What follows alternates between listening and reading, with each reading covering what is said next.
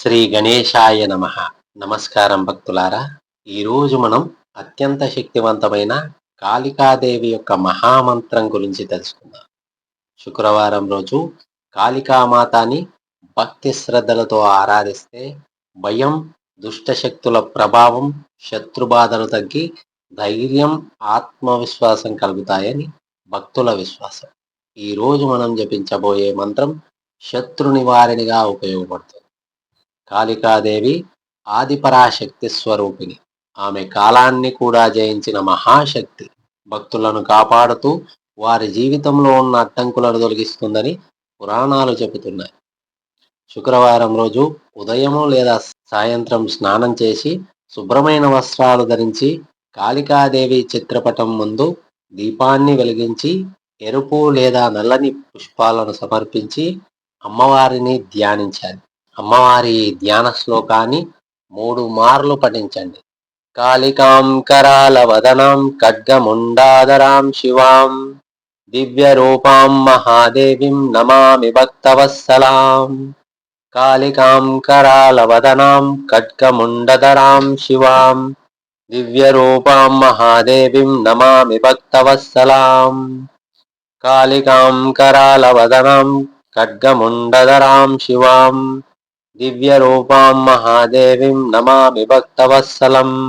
తర్వాత అమ్మవారి యొక్క శక్తివంతమైన శత్రునాశక మంత్రాన్ని మీకున్న శత్రుబాధలన్నీ తొలగిపోవాలని కోరుకుంటూ ఈ మంత్రాన్ని 108 సార్లు ఉదయము సాయంత్రం పూట పఠించినా విన్నా కాళికాదేవి అమ్మవారి యొక్క దివ్య అనుగ్రహంతో మీకున్న శత్రుబాధలన్నీ తొలగిపోతాయి.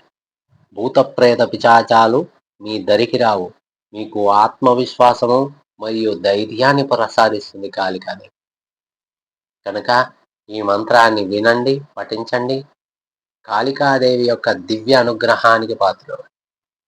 ఈ వీడియో నచ్చితే లైక్ చేసి షేర్ చేయండి. మరిన్ని శక్తివంతమైన మంత్రాల కొరకు నా ఛానల్ని హైప్ చేసి సబ్స్క్రైబ్ చేసుకోండి, సపోర్ట్ చేయండి.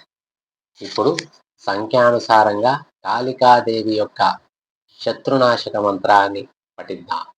ఓం హ్రీం శ్రీం క్రీం పరమేశ్వరి కాళికే స్వాహ. ఓం హ్రీం శ్రీం క్రీం పరమేశ్వరి కాళికే స్వాహ.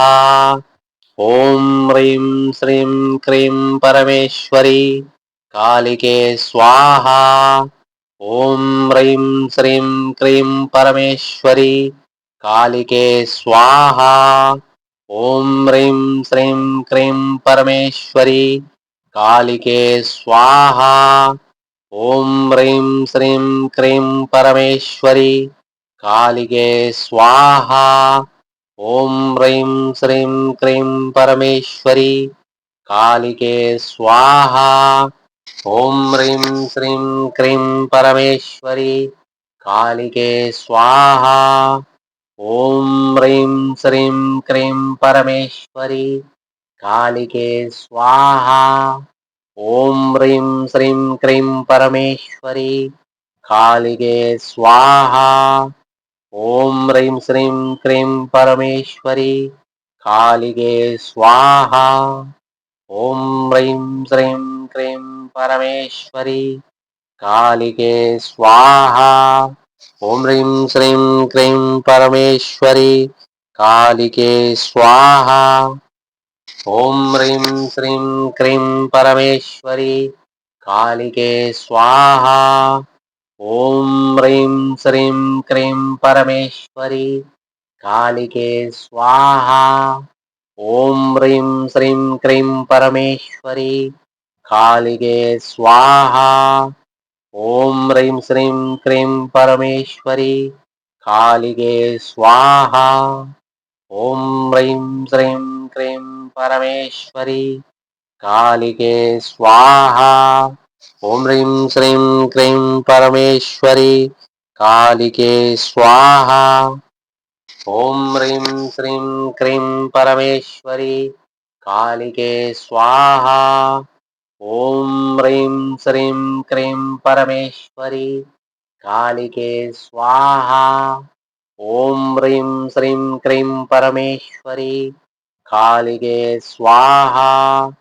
ఓం హ్రీం శ్రీం క్రీం పరమేశ్వరి కాళికే స్వాహా.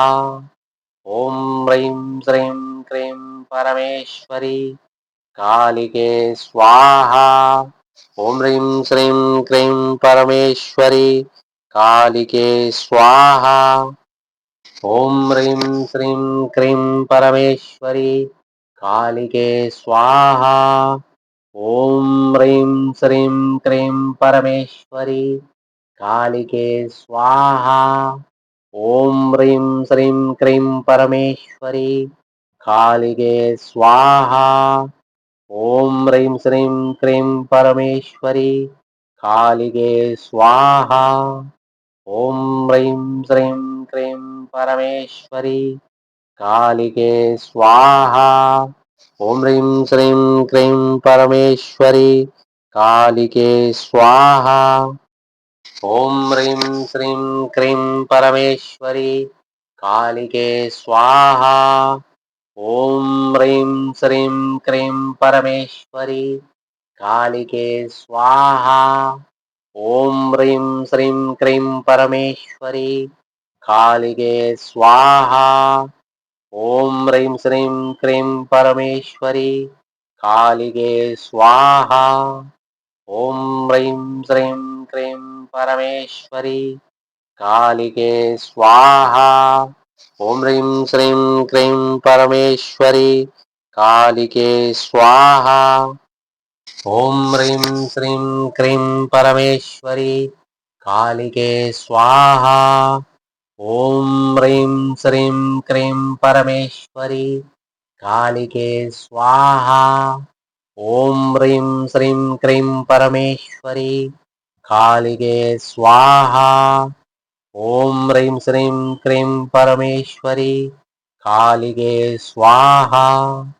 ఓం హ్రీం శ్రీం క్రీం పరమేశ్వరి కాళికే స్వాహా. ఓం హ్రీం శ్రీం క్రీం పరమేశ్వరి కాళికే స్వాహా. ఓం హ్రీం శ్రీం క్రీం పరమేశ్వరి కాళికే స్వాహా. ఓం హ్రీం శ్రీం క్రీం పరమేశ్వరి కాళికే స్వాహా. ఓం హ్రీం శ్రీం క్రీం పరమేశ్వరి కాళికే స్వాహా.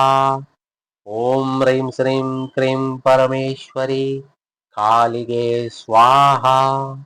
ఓం హ్రీం శ్రీం క్రీం పరమేశ్వరి కాళికే స్వాహా.